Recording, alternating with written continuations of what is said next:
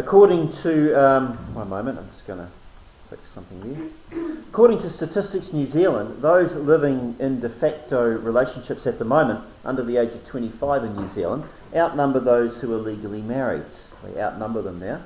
1/3 of all marriages in New Zealand will end in divorce. 45% of children are born outside of marriage, and the numbers of New Zealanders choosing to marry at all continues to trend downwards. It's now only a quarter of what it was in 1971.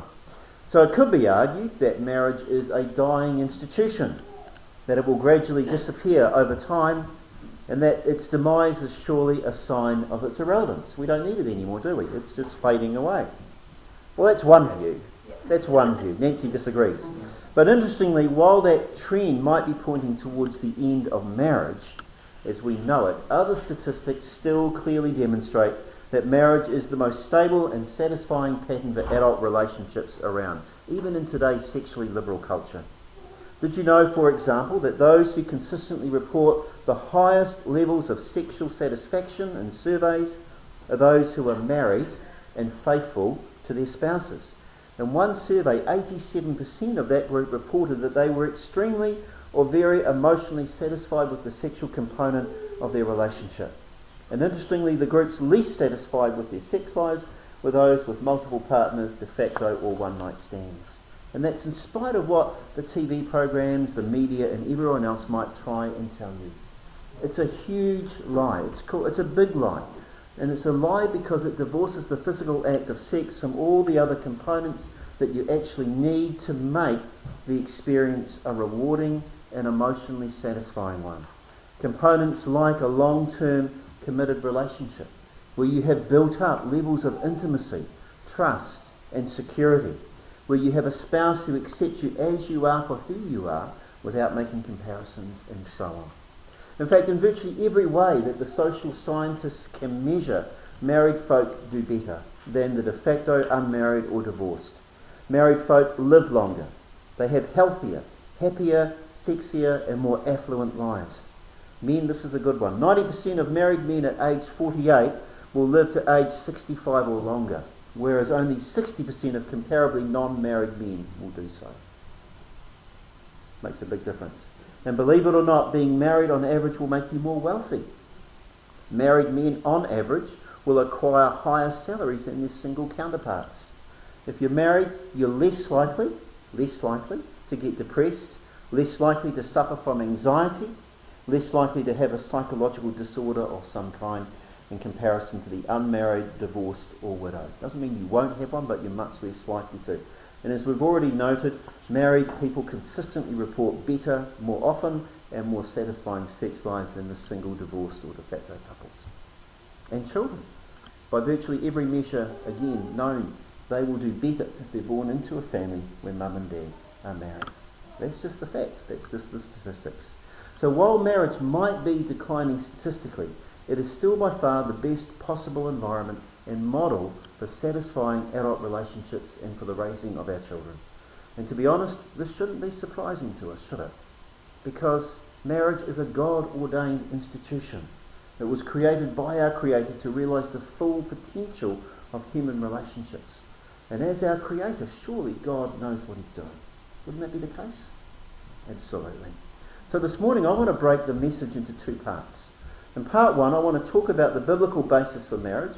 And in part two, I've invited Rachel and Evan to come and talk about ways in which to strengthen and to enrich your marriage from a personal perspective. And they've got 6 top tips for you this morning. And I've already heard them, and they're good. So let's begin by defining marriage. And we're going to start, as is often the case, in the book of Genesis, where we are presented in the first couple of chapters with a series of images that paint together a picture of what marriage is. In Genesis chapter 1 verse 27 we read, "So God created humankind in His own image. In the image of God He created him, male and female He created them." And from this scripture it is clear that the plan of God for humanity was that first, as a created order, we were made to reflect something of who God is. We were made in God's image. And therefore, as spiritual beings, We have rational, moral and spiritual faculties. We alone, out of all creation, have the capacity to relate to God on a personal level. It's an amazing gift. We alone, out of all the things that God has made, have this ability to connect with God in a spiritual and a personal way. So there is a sense. What's more, it is clear from this text that the full image of God is to be found when both male and female come together. So there is a sense when we look at marriage that the image of God is most clearly expressed. Not just in the coming together of the man and the woman, but in the relationship that grows out of that coming together, where there is a giving and a receiving of love, trust and friendship. Together, man and woman have a wonderful opportunity to express the image of God. And what's more, at a very deep level, marriage itself reflects something about who God is. As you read through the Bible, what becomes clear is that God is revealed to us as a Trinity, Father, Son and Holy Spirit. And it is in that network of relationships within the Godhead where each member of the Trinity knows and is fully known by the other that God is revealed to us as a personal, relational being. Which is why, made in God's image, we too, human beings, are personal, relational beings. That's the way we were made, because that's the way God is. In the second creation story, Adam, who is one, has something taken from himself and humanity becomes two. In marriage, those two come together again under God to form a Trinitarian union, which has the potential to reflect something of that deep personal nature of who God really is, as the husband and the wife interrelate with one another with God. It's an amazing thing, really, when you think about it, that in marriage, that Trinitarian union of man and wife with God, we actually create something which has the capacity to reflect something of who God is within your marriage. Sadly, it's an amazing possibility, but I don't think we often fully realise all that it could be. But it's something that's there, the potential is there. But to return to the human aspect of marriage again, with the words male and female, he created them, also comes the recognition that we were meant for more than just a one-on-one relationship with God. We were also created as complementary and sexual beings, with the ability to relate to one another and to enjoy one another and to procreate. In Genesis 2:18, that idea of being complementary beings, both relationally and sexually, is expanded when God says, it's not good for man to be alone. It's not good for man to be alone. I will make a helper suitable for him. And in that verse comes a recognition that because we are made in God's image, with this capacity for relationship, that we cannot live a truly human life in isolation. We need companions with whom to relate. We need to live in community. It's the way we are made as human beings. And the highest form of our ability to relate to another human being is when men and women come together in a lifelong and sexually exclusive relationship where they have the potential to experience the peak of human intimacy, companionship and enrichment. Furthermore, that phrase, a helper suitable for him, means literally in the Hebrew word ezer, one who protects, succours or even rescues. One who is the counterpart or equal of the other. God is often described with that same word as Israel's helper, Israel's ezer. And God is definitely not inferior or subordinate to Israel, the nation. So woman, contrary to how a lot of people have interpreted it, was not created as a subordinate domestic servant for the man, but rather as an equal partner who complements the man. It's not just that the woman brings qualities or characteristics to the man which he may or may not have, but it also in the very union itself, where the man and the woman build a relationship of mutuality, that they realise the potential of what it means to be fully human. A common mistake we make today in our culture is to overemphasise individuality. We see the individual as the highest expression of what it means to be a human being. But this ignores the fact that we are made more correctly or described as relational beings. As one famous quote puts it, no man is an island. In other words, we need each other. What this means is that our humanity is most fully realised in community, like we are here today, in relationship with others, where we learn to get on with one another and rub off each other and the like. And the highest expression of that comes in the marriage relationship, because that is the most intimate relationship that you will experience. But how is that relationship between a man and a woman to be regulated? Genesis 2:24. For this reason a man will leave his father and mother and be united to his wife, and the two will become one. Here we discover a key truth about the nature of marriage, and that is, in marriage a new relationship is formed that takes precedence over all others. When a couple come together in marriage, they first have to leave their parents. It's not that they cut their parents off, it's rather there is a recognition that the relationship we have with our parents changes when we marry. The words leave and united or cleave, describing this process, are actually covenantal terms. They're the same words that are often used to describe Israel's relationship with God, and the ways in which that was at times forsaken, broken, and at other times renewed and returned to. In other words, marriage is a covenantal relationship which involves a couple in a commitment that is so significant that it takes priority over every other relationship, including the one that you first had with your parents. It doesn't get done away with, but it changes. It is a relationship that is lifelong and takes priority over everything else. Finally, what does Jesus say about marriage? Matthew 19. Have you not read that he who made them from the beginning made them male and female, and said, for this reason a man shall leave his father and mother and be joined to his wife, and the two shall become one. So they are no longer two, but one flesh. What God has joined together, let not man put asunder. Here Jesus goes right back to Genesis, and he brings those passages together to endorse those key aspects of marriage as a union that is covenantal, a one of equals, one that is lifelong, and one that is between man and woman. So biblically speaking, marriage is where a man and a woman shift their primary allegiance from their parents in order to commit themselves to each other in a lifelong covenantal union that encompasses every single aspect of their lives.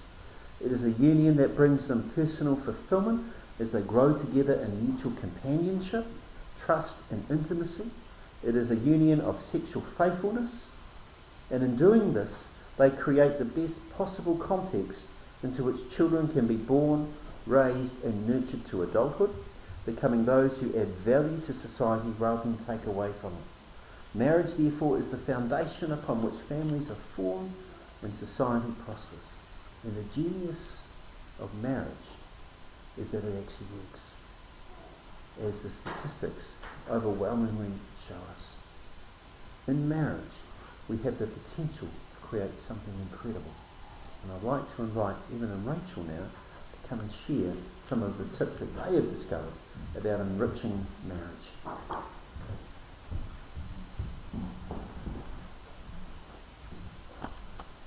Thank you, Tim. Yes, that's sort of here. See, I'm not sure we should be up there. I think Dory and Rob have a bit more experience than us.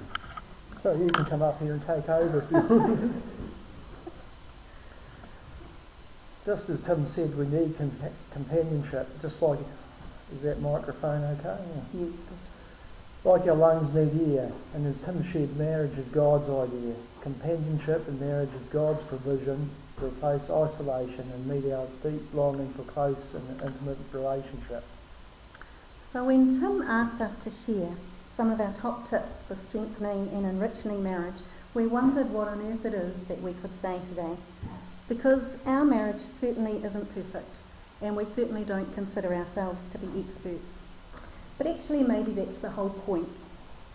You see, we've been through some messy stuff in our marriage, and 19 years in, we found ourselves on the edge of a chasm about to implode. But we've experienced much of God's grace, His healing and His extravagant love, as we've fallen in love all over again, this time knowing exactly what we were getting into. So this is some of what we've learned, distilled into our 6 top tips for marriage. Our first top tip is putting God first. just as Tim said, marriage was God's idea, and it stands to reason He knows how it works best. It also stands to reason if God is for marriage, there is powerful spiritual forces that will be working against it to destroy that oneness that God had intended. It's been said marriages taking place amongst a spiritual battlefield, but not on a romantic balcony like TV and the movies say. We've shared some wonderful times in our marriage, but it's also been tough, and on our battlefield we've encountered a few obstacles. So far they've been things like baggage from the past, depression, anxiety, redundancy, unemployment, work stress, infertility, adoption, parenting, financial insufficiency, loneliness and isolation, a couple of church splits in quick succession which led to us to a bit of a crisis of faith of our own, grief, geographic relocation, separation, reconciliation, and then learning to live together again. Yeah, life can be hard at times, but compared to what? Maybe it wouldn't be so hard if we didn't expect it to be so easy. The difficulties we encounter in our marriage don't mean our marriage is in trouble. Maybe it just means we're alive, because that's life. And that's maybe what James is talking about when he might have been talking about marriage when he said, "Consider it pure joy, brothers, when you face trials of many kinds." On our wedding day, we promised each other a couple of really important things. The first was to love and cherish each other no matter what the circumstances of our lives. And the second was never to let the sun go down on our anger. Both have been tested pretty well, and we've had a lot of late nights. But as we look back over our lives, we see them as a series of quiet miracles. God working in dark places and bringing His healing, His light and His joy. We're no longer surprised when things turn a bit hairy, and these days we turn to each other much more tenderly and then turn together to God in prayer so that we can let God in. So tip 1 is to put God first. It was His idea in the first place. And tip number 2, celebrate your differences. We're different from each other, not just obvious boy-girl differences, but the way we communicate in a whole different way. You see, Ev's kind of your land the plane type communicator. He's got a job to do, cut out the detail, just get that plane down safely. Rachel's a much more enjoy the ride communicator. She'll go into all the details for the trip itself is more important than actually getting there. It takes her about 50 words what I can say in 3. Yeah, it's quality, not quantity. When we ask each other, "How was your day today?" and it goes something like this. She'll say, "Well, it was really lovely, thanks for asking. To start with, it was a bit difficult getting Emily out of bed, but I think she made it to school on time. So after I'd fed the chooks, and oh man, they really enjoyed that leftover spag bowl from last night, had my shower, got dressed and went to work. My favourite little fantail was on the tree again by the bridge. Can you believe it? He's always there most mornings, singing his little songs and chattering away to me," and so on. When Ev answers the same question, he usually says, "Busy, but good, thanks." So we're learning to celebrate our differences and not demand that we become like each other. Heck, there wouldn't be enough time in the day if we both talked the same as like 3 hours. But we do have to keep on reminding ourselves to make room for each other. Well, that means letting Rach ramble on sometimes, and for Rach that means stopping sometimes and leaving me space to gather my thoughts and have a turn. I'm not very good at that. One thing that I've learned about Ev is that he has it really sussed in the financial department. We've always had financial summits, those kind of financial meetings where we get together and wade through where things are up to with the budget.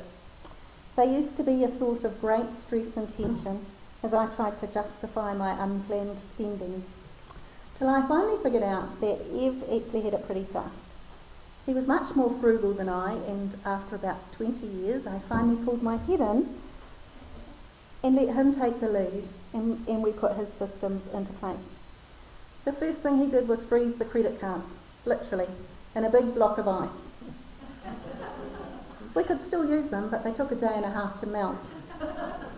So that meant that impulsive spends were a no-go. It was brilliant.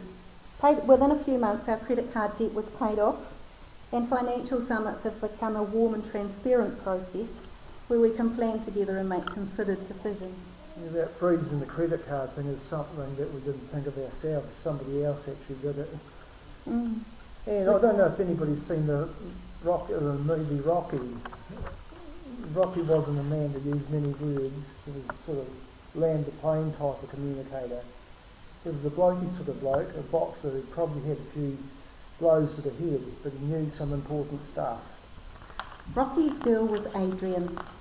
Adrian's brother was speaking to Rocky one day, and he mentioned that Rocky and Adrian were so different, and he asked, what did Rocky see in Adrian? Rocky's reply was profound. He said, Adrian, she got gaps. Me, I got gaps. Together, no gaps. The same goes for me and Eve.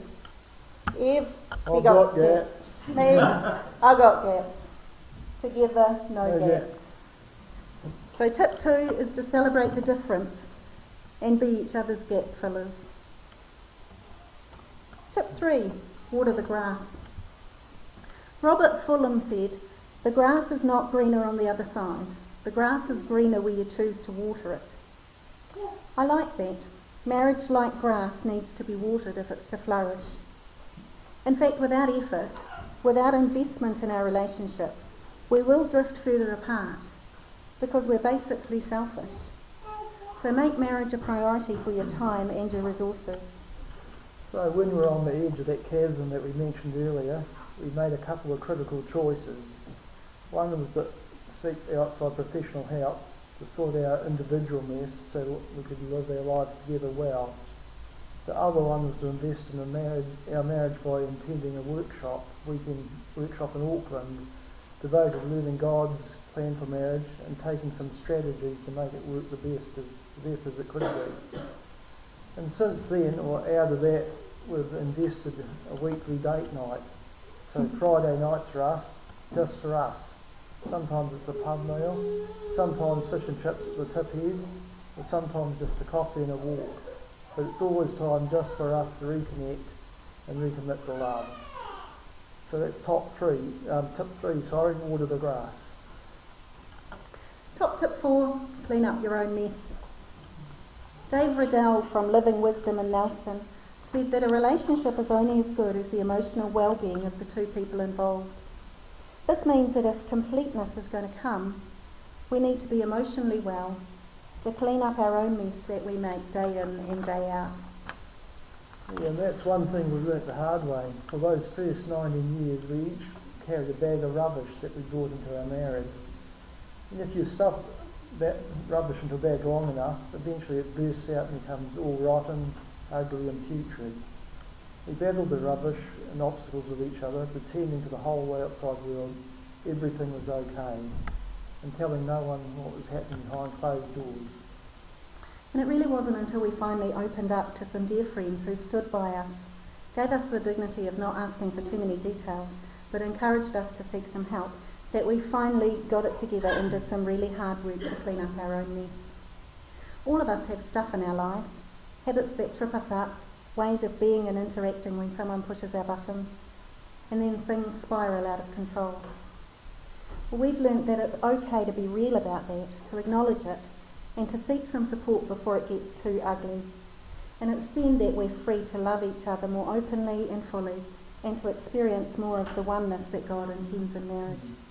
So top tip 4 is to clean up your own mess. And top tip number 5, learn the spell, which I'm not very good at, by the way. But you ever notice that God says in Ephesians, husbands, love your wives, and wives, respect your husbands? Love and respect. There's a difference, and it's no accident that God made sure that Paul recorded it in the Bible that way. So we've discovered in our marriage that for husbands, love is spelt R-E-S-P-E-C-T, respect. Eve hears my devotion for him much better if it's about holding him in high regard, showing him honour and esteem. And for wives, it's spelled L-O-V-E, love. I hear Ed's devotion to be much better if it's about being cherished, pampered and special. Same devotion, same love, just communicated differently. And we each need to learn how those we care about hear the message of our devotion, and then we need to do it. So top tip number 5 is learn to spell. And the last top tip number 6, receive the gift thankfully with both hands. When you receive the gift, you can do it in 2 ways. With one hand, so you can get the gift, and one hand behind your back to hold the weapon poised to attack if the gift proves dangerous. Or you can receive the gift with both hands, holding nothing behind your back, and take the risk that you're going to be hurt. We were challenged to consider each other as a gift to be received with both hands, warts and all, for better or for worse. That resonated with us. And sometimes now, when one of us is stuffed up, we'll put out both hands, silently asking the other one to receive us still, an imperfect gift. The other one, usually with a grin, will thankfully also put out both hands to receive it, knowing that pretty soon the boot will be on the other foot. We've also learnt to keep communicating our love with kindness and gratitude and not take each other for granted. I try to remember to say thanks every week to Ed for putting out the rubbish without being asked, rather than just expecting him to do it. And Ev always says thanks for making dinner, even when it's a bit dodgy and the chooks get it in favour of opening a can of baked beans. It hasn't happened too often, but I say, yeah, thanks for trying, Rach. That's our last top tip. Receive the gift with both hands and say thank you. So there we go, our 6 top tips for enriching marriage. Put God first, celebrate your differences, water the grass, clean up your own mess, learn to spell, and receive the gift with both hands. Not an exhaustive list by any means, but some of the keys for us. Whether you're single, married, separated or widowed, we're all in relationship with others, all of us connected with others in some way. And those tips hold true for all of us. So our hope that is there's something there in what we've shared that will spur you on just as it does us. Thanks for that. Maybe with both hands.